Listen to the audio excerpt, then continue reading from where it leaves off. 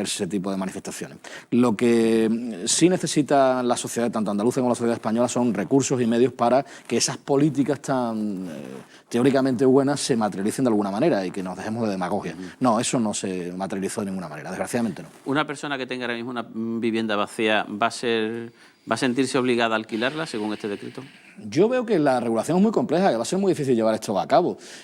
Para empezar, hay unos indicios de no habitación, que dice el decreto. Indicios de no habitación son, por ejemplo, que haya unos consumos de electricidad por debajo de lo que el decreto estima que son los normales, unos consumos de aguas por debajo de lo que son los normales. ¿Y si esa persona ahorra mucho en agua? Efectivamente. Entonces, son indicios de no habitabilidad o de no habitación, no recuerdo ahora mismo cómo es la expresión exacta del decreto, pero que evidentemente admiten prueba en contrario. Eso sí, a costa del que sostiene la prueba. El indicio ya prejuzga al propietario de la vivienda o del inmueble y, sin embargo, es el interesado en acreditar que no es así el que tiene que pagar la prueba.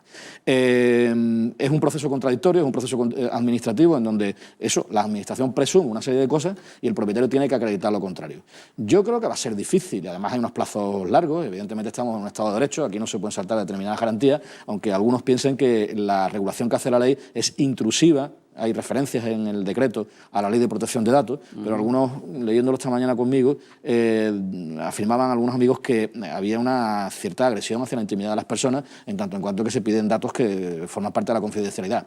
Hombre, yo creo que si creemos en la buena intención de la Administración, vamos a creerlo, aunque sea durante unos segundos, efectivamente ese tipo de información es necesaria para que se pueda acreditar esa situación de no habitabilidad. Lo de la intimidad lo dice nuestro amigo Pablo Llero, que esto no va contra la libertad ni contra la propiedad, sino contra la intimidad.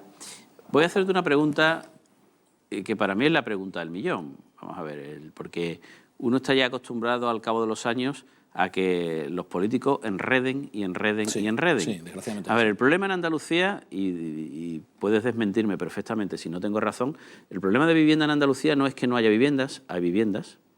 No es que no haya viviendas en venta. Tú trabajas en esto y sabes perfectamente que hay. No hace falta ni trabajar en esto. Tú sales a la calle y tú ves carteles. Se vende, alquila. Toda. No hay un problema de que no haya viviendas en alquiler. O sea, no estamos en un estado en el que los propietarios son pues malos, egoístas, como le queramos llamar, y tienen las viviendas apalancadas y no quieren ni venderlas ni alquilarlas. Entonces la Administración, función social de la propiedad, la Administración obliga a que se ponga en venta o se alquile. No estamos en esa situación. No. Alguien que quiera, la pregunta es muy directa, ¿alguien que quiera comprar hoy una vivienda en Sevilla puede comprarla? Pregunto. Si tiene capacidad económica para ello, esa es la segunda pregunta. Esa es la cuestión. Claro, pero ¿puede comprar la vivienda si tiene capacidad? Sí, el acto jurídico de comprar es un acto posible y ejecutable. ¿Hay viviendas en Sevilla? Sí, por supuesto que sí. ¿Y en Andalucía? Por supuesto que sí. ¿Hay viviendas para alquilar? También las hay, menos quizás, en condiciones quizás más paupérrimas, en algunas ocasiones viviendas que no tienen las características que tienen. ¿Hay viviendas para alquilar? Sí, también las hay. Entonces, ¿dónde está el problema? El problema no está en que no hay dinero y que en vez de afrontar eso, que es el paro, que es el drama, porque el problema de Andalucía no es la vivienda. Nos están engañando. No, pero hay el problema de Andalucía es que hay un 35% de paro. Si no hubiera un 35% de paro, el mercado de la vivienda se regeneraría. Sí, yo pienso que además de que hay una carencia de recursos, porque las personas ahora mismo están en la situación en la que están, hay un paro terrible, dramático, y evidentemente no hay recursos económicos para comprar las viviendas, también las viviendas tienen un problema de precio, yo creo que manifiesto.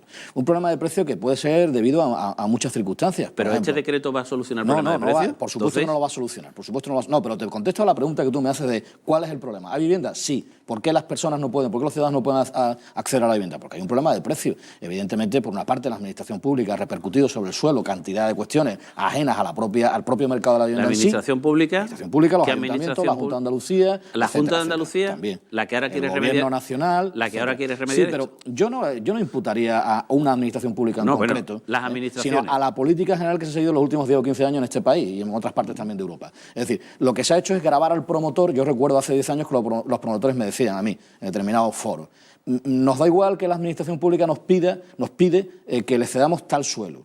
Nos da igual que nos pida que pongamos energía solar en tal sitio. Nos da igual que eliminemos barreras arquitectónicas y tal, porque todo al final lo va a pagar el comprador. Claro. Y esa es la situación a la que hemos llegado. Por una parte, había una necesidad de financiación, sobre todo de las administraciones públicas locales, había una necesidad también de incentivar mercados y había también una cierta voracidad por parte de los promotores. Y todo eso ha sumado para que al final el ciudadano no pueda comprar la vivienda. Y tu pregunta, ¿estas medidas administrativas y políticas van a resolver el problema? Yo creo que no, que difícilmente. Es que es más que evidente. ¿Sabes para mí lo peor? Perdona el inciso. Sí. Que me parece que desgraciadamente cuando hayamos salido de esta, dentro de 5, 6, 7, 8 años, no vamos a tener memoria de lo que ha pasado y vamos a repetir los mismos errores. Eres el presidente del Colegio de Administradores de Finca de Sevilla. ¿Cómo está el asunto de los morosos? Hombre, el asunto de la morosidad está igual que está el resto de la situación económica del país. Estamos hablando de comunidades de propietarios. En las comunidades de propietarios hay situaciones que son más sobrellevables. En los inmuebles constituidos básicamente por pisos, las personas, los ciudadanos tienen la conciencia de que tienen que contribuir a sus gastos de mantenimiento del edificio. Hay incidencias importantes, hay un incremento en la morosidad, pero mayormente en aquellos inmuebles que gestionamos los profesionales colegiados, que sabemos cómo tenemos que actuar y tomar determinadas medidas, lo vamos solventando. Pero el problema lo tenemos de verdad en los edificios de oficinas, los tenemos en los polígonos industriales y los tenemos en la segunda residencia, que no es el problema aquí en Sevilla quizás, pero sí en la costa es un problema tremendo, ¿no? Ahí es donde la morosidad, claro, ahí no hay un problema de... hay una situación de opción, es decir, no pago la nave porque no tengo negocio o no pago mis chales en la playa porque ya no voy a tener vacaciones casi, ¿no? Y se opta por dejar de pagar a la comunidad en esos casos. ¿Habéis tenido una reunión con el defensor del pueblo? Sí. ¿No? José Chamizo. Sí, le hemos propuesto algunas medidas, también la morosidad en la banca también nos está afectando, le hemos puesto de manifiesto esos datos de morosidad. En Sevilla hay aproximadamente 40 millones de euros entre una cosa y la otra que se adeudan a las comunidades. Y hemos propuesto dos cuestiones, una a José Chamizo le entusiasmó mucho, que era la creación de una especie de registro de entidades financieras que adeudan dinero a las comunidades, o de promotoras, en fin, de entidades que verdaderamente están bloqueando un tanto la situación de gestión de las comunidades. Y en segundo lugar también, para nosotros muy importante, un proyecto muy ilusionante, que es el de brindar un asesoramiento a aquellas comunidades de propietarios que tienen problemas en la reclamación de sus cuotas a las entidades financieras o a las promotoras o incluso a sus copropietarios, decirles cómo tienen que hacer, cómo tienen que llevar a cabo esos procedimientos, cómo tienen que iniciarlos dentro de la comunidad, sin perjuicio de que eso se le dé luego letrado para que presente la demanda. Pero estamos encontrando que muchos procedimientos, muchos juicios, monitorios fundamentalmente, no se están desarrollando correctamente en los juzgados, se pierde un tiempo tremendo y una gran cantidad de dinero porque no se presenta la documentación adecuada. Y nuestro objetivo es decir al ciudadano cómo tiene que preparar toda esa documentación. Y en ese sentido, ¿cuáles son las ventajas de que una comunidad de propietarios, en vez de tener el presidente, que nadie quiere ser presidente y tiene que llevar los papeles, y el otro el secretario, que tiene 20.000 problemas y no lleva el hombre la cosa para adelante? ¿Cuál es con lo suyo, ¿no? ¿Qué? Que bastante tiene con lo suyo. Evidentemente. ¿Cuáles son las ventajas que se pueden encontrar en un bloque de pisos, una urbanización, una comunidad de propietarios, cuando se pone en manos de vosotros que sois unos profesionales, o el Colegio de Administradores? Bueno, pues nosotros tenemos tres características. Yo cuando defino siempre la diferencia entre un profesional no colegiado y otro no, son tres características fundamentales y soy muy breve. Uno, el control deontológico que todos los colegios profesionales desarrollamos sobre nuestros propios o aplicamos sobre nuestros propios colegiados. Es decir, hay cuestiones que se pueden resolver antes de llegar a un juicio, antes de llegar a un juzgado, a través de las estructuras internas de un colegio.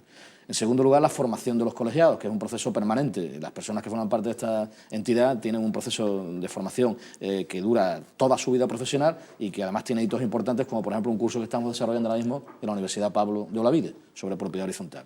Y en tercer lugar, y no menos importante, es el hecho de que tengamos unas coberturas, unos seguros de responsabilidad civil que permiten, cuando el cliente tiene algún problema, no es frecuente, pero puede pasar, que respondamos como una entidad seria, que es lo que somos. La diferencia entre el presidente siempre va a asistir, la ley exige la asistencia del presidente, la única particularidad es que si el presidente no tiene a su lado un administrador colegiado, va a tener que desarrollar cantidad de tareas y cantidad de funciones que no son propias de una persona amateur. Con una inseguridad jurídica y evidentemente... Y no saber hacer las cosas como la puede hacer un profesional. Evidentemente, y hoy en día yo creo que todo está profesionalizado y qué menos que lo más importante quizás de nuestro patrimonio y de nuestra vida económica, que es nuestra vivienda, también esté en manos de profesionales y no en manos de aficionados. Pues más que recomendable todo eso. Querido Rafael, que muchas gracias. Gracias a vosotros, Paco. La semana que viene la feria, propiedad horizontal. Sí, bueno, vale, de acuerdo. La feria, tú vas a la caseta de Pablo Llero, es que no nos deja ir a Yo caseta. no, a mí no me deja ir a Pablo Llero a la tampoco, caseta, tampoco. no me deja porque... Es el secreto mejor guardado. Sí, yo no puedo revelar eso tampoco. ¿Cuál es la caseta Yo sé de cuál Pablo? es, pero no lo puedo decir tampoco. Querido Rafael Dalano, muchas gracias. Gracias. Buenas noches. Vosotros, Nos buenas vamos noches. un segundo a publicidad, regresamos inmediatamente. Sí,